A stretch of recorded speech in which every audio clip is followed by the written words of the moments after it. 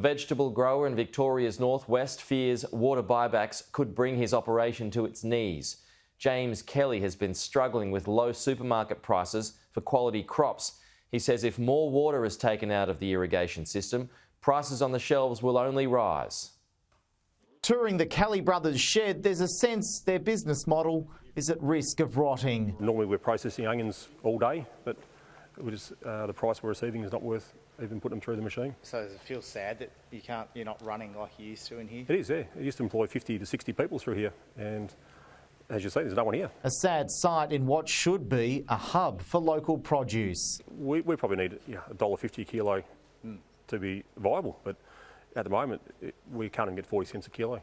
So when you see the supermarket's got them on sale at $3 a kilo, and we can't get 40 cents, it's just not worth doing it. Down the dusty tracks is one of James Kelly's pumps to irrigate water from the Murray River. At the moment we're doing 2 or 3 hours a day, that's it. So there is nothing, our paddock is empty. Mr Kelly says uncertainty over long-term water supply is being compounded by supermarket pressures. The price we receive off supermarkets is not enough to harvest. The water is always an issue. If they certainly bring in some water buybacks, it's going to make it very hard to grow vegetables here. He says shoppers in capital cities need to pay attention. The public should know what's happening and what's going to happen if more water comes out of the system. The food won't be available for you. Only a week ago, the Kelly brothers had this entire paddock full of cabbage. They then decided to plough it in because it wasn't sustainable for them to keep growing it because of the price that supermarkets are placing on the crop. And if water buybacks become more of an issue, it could bring this farm to its knees.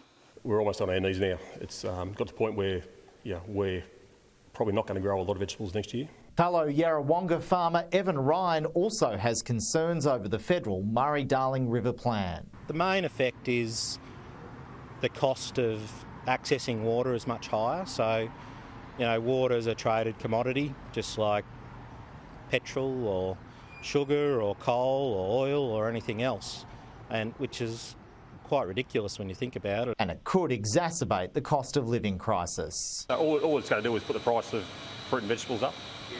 The end consumer's going to pay more for the product they shouldn't have to. Simon Love, Sky News.